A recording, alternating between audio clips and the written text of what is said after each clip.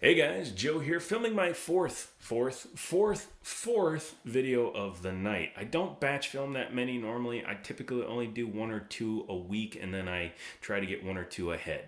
That's pretty normal for a channel that deals with the stuff I deal with. However, I will be putting up even more content, and that leads me into why I'm even mentioning it. If you feel like joining the channel, click that join tab, a couple of bucks a month. It's kind of like it's my YouTube fans channel. You get to see me strip a lot of stuff down and show you how it works, and you get some cool stuff out of it, and we will build the channel and do even cooler stuff. Or you can just subscribe, hit that thumbs up, comment, Amazon affiliate links, all that jazz, and you'll be helping us out that way. I say us because Daniel will be becoming more involved with the channel, especially as the weather gets better and we can go outside in groups of more than 0. So look forward to that.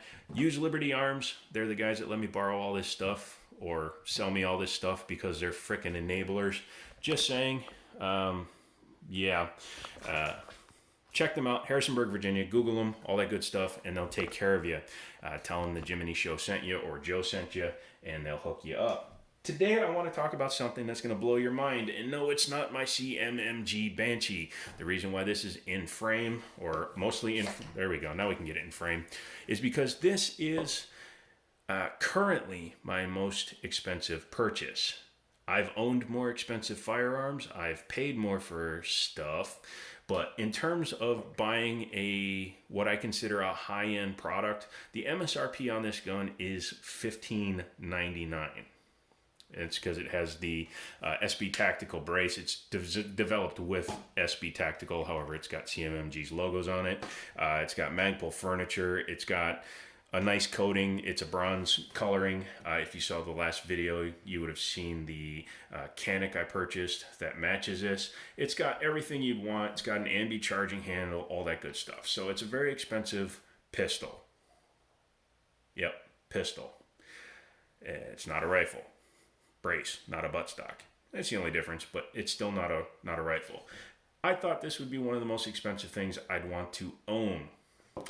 My mind has been blown by this pistol. This is the Lago Arms Alien Pistol, and it's a 2-year-old design. It was presented at SHOT Show in the 2019s, and it's insane. And as you can see, it has the ability to teleport out of its package. We'll take a look at it here. This is it. You have a 17 plus 2 base pads, so this is 19 in the mag, 1 in the gun. And as you can see, this is an extremely different looking firearm, especially when you do that. Obviously, nothing in it. You saw that is a little bit different, but that bore axis, though, or lack of. We'll be taking a look at that in a second. Inside this really nice case, and this is definitely airline approved. You can see it's got a big over mold, so it goes over the outside. This is a Pelican, basically. I think it's actually a Nanook case. It came in that, but this is a very nice gun case. Definitely airline approvable. Comes with 2 magazines, which for a super high-end gun is actually more rare than you would think. Underneath here, you have nothing. Haha, made you look. You do get this little guy here, which is basically just a snap cap. You can put that in the chamber if you like, for dry firing purposes. In here, you do have a panel, which gives you a gun lock. Here's the spoiler, because I want to make a joke about this. $4,000 gun, generic gun lock. You do get this for crying into. It helps keep it dry once you realize you just paid $4,000 for your gun, as well as the manual of arms, which you're going to need because this super bad boy is super, super high-end and difficult to work on. You get a bunch of different Allen keys for changing stuff. We're not going to be modifying this gun because this is not my gun. Duh. It's a $4,000 gun. If somebody out there wants to buy me one, or if Lago Arms wants to give me one for a thank you for reviewing a gun that I don't own, I'll take it. But this is chambered in 9 by 19, 99, 9, 9, 9, 9, 19. There's going to be a sponsor calling me. But first thing you're going to notice, and it's, well, at least the first thing I noticed, was this grip. And it's actually intimated? Yeah, intimated to on the website because it says get out of the shadow. Basically, and this gun was made in the Czech Republic, basically this is like a super high-end alien version of a CZ Shadow. You can see that in this grip angle. You can see it in the way the cuts are done, even though they're like mutant super cuts. I love this thing. It's beautiful. But again, it's a $4,000 gun with no optics on it, and it costs $4,000. I know, should probably let that go. But I'm not going to because it costs $4,000. Sorry, I'm done. Comes with these mags. Honestly, they look like they would probably interchange with some CZ mags because the cut's way up high. Don't quote me on that. You'll have to double check because of the angle. But yeah, that would be interesting if you could run regular CZ Shadow mags out of this bad boy. However, that angle of attack, though, looks like a high point because it feeds up like that.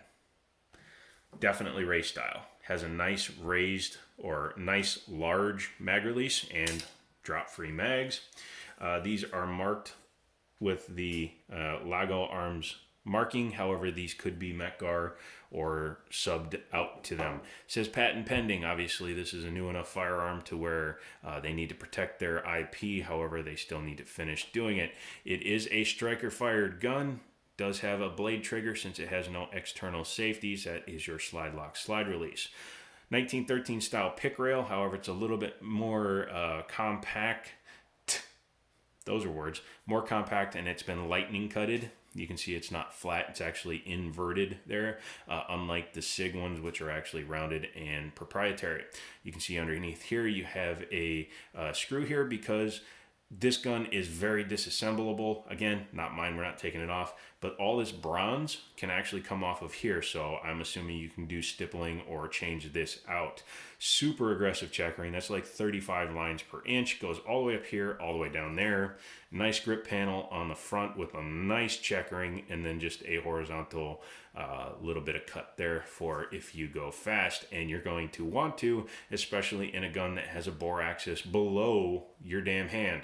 So that's pretty awesome. Integrated magwell down there, and yeah, it's let's talk about the party pieces on this dang thing.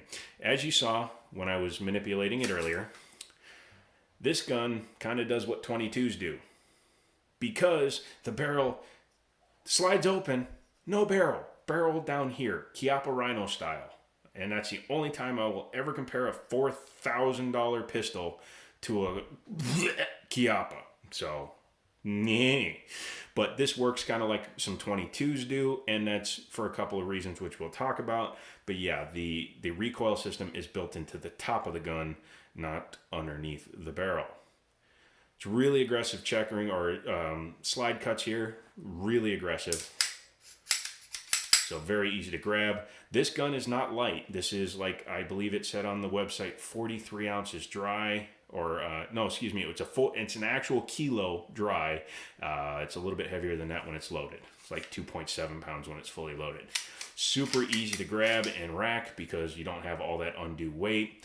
This one has a high-vis front with a fiber optic and an adjustable. As you can see, you have your up and down and your left and right adjustability.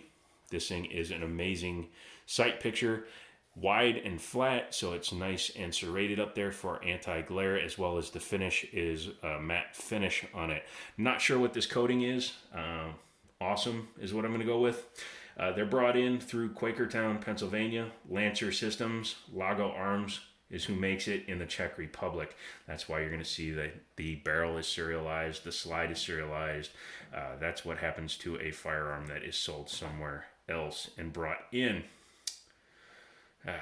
Yeah, you can see there's your serial number there. Yeah, this thing, this thing is a badass gun. Let's go ahead and take it apart. And this is going to be a little bit more complicated than your standard gun. So I'm actually going to use the box to raise it up a little bit here. So let me do that. I just set down a $4,000 gun on wood. And yeah, I do bring up the fact that it's a $4,000 gun. You know why? It's a $4,000 gun. You can buy some Corvettes for less than this gun. Before we take it apart, let's talk about this trigger. Blade style, almost flat trigger. It's the same width all the way from the top to the bottom, which is kind of important for some people because they like to be able to grab it anywhere they want to and get the same basic trigger feel. That blade safety is super easy to pull back, and then you just pull the trigger. Did you see that? That was not much of a trigger pull. Do that again. Here's the reset first. It's just all the way back out to where it was. So as you can see, there's the take up, and the take up is minuscule. And then 2 pound trigger, maybe 2 pounds. If it's too windy out, you could set it off kind of a trigger. I like, me like. Anyways, as I've been showing you there, you can just, my hands don't work good. Open her up, make sure there's nothing in there, all that good stuff.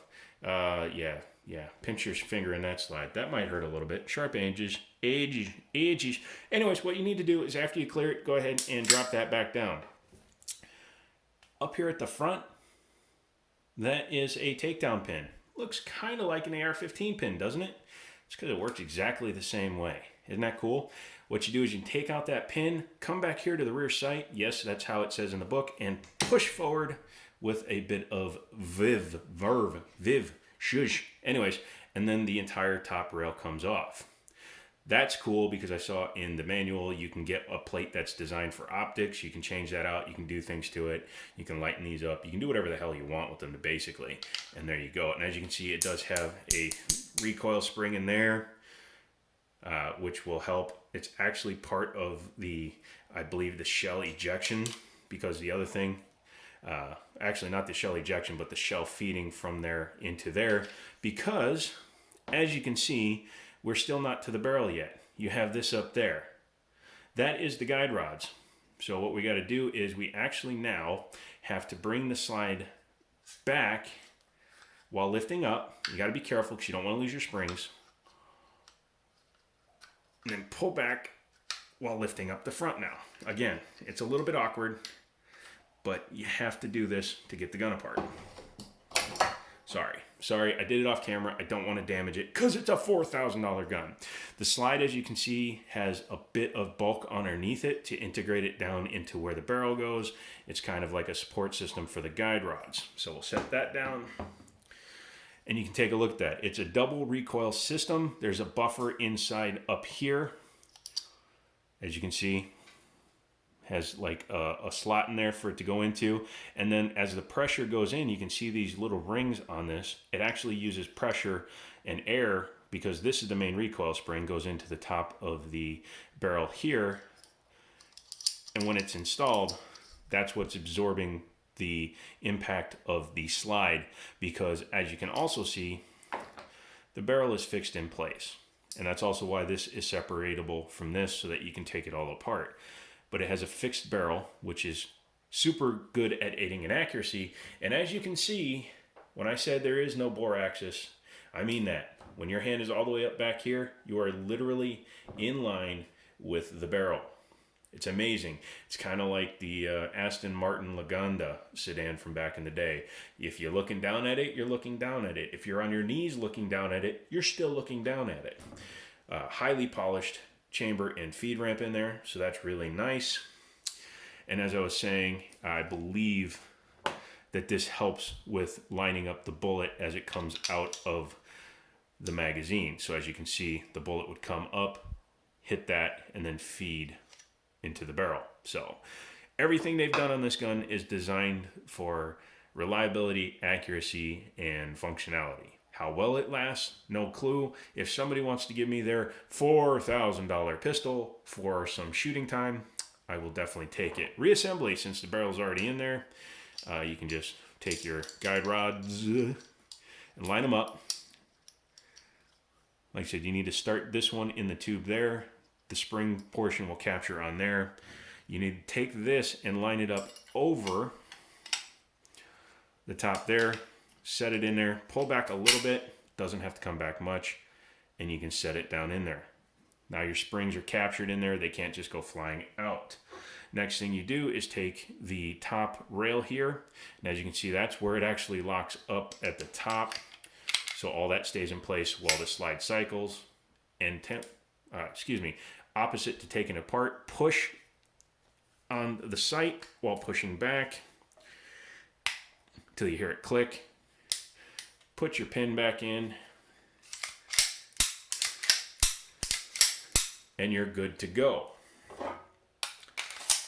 I know I've made some jokes about this being a $4,000 pistol. Let's be honest, in the world of high-end race guns, $4,000 is not a lot of money. However, for a gun that I would consider taking out and shooting, and possibly, because I'm psychotic and over 6 feet tall, might even carry. It is 9x19. You could do some work with it. But if you want to get something like this, the price tag made me hiccup, contact Liberty Arms. They do have access to getting stuff. They can set up with companies if they need to. Sometimes they can save you money because this guy paid a lot of money just to ship it, and he has to pay the transfer fee. Could have saved a whopping 2% on this firearm had he gone through us. That adds up when you're talking about $4,000, man. So yeah, keep that in mind. Give us a call if you're looking for a specialty firearm. If it's something we can get, we'll hook you up. Liberty Arms, Harrisonburg, Virginia. You have to Google it. Sorry, I can't list them here. Come back and check out some stuff. I'd love to take this to the range. However, the owner, I'm about 183% sure will not let me shoot it. So yeah, what I did to it will probably never happen again. If you're the kind of person that just collects because you think stuff is pretty, let me know down in the comments. Give me a thumbs up, all that good stuff. And as always, I'll talk to you later.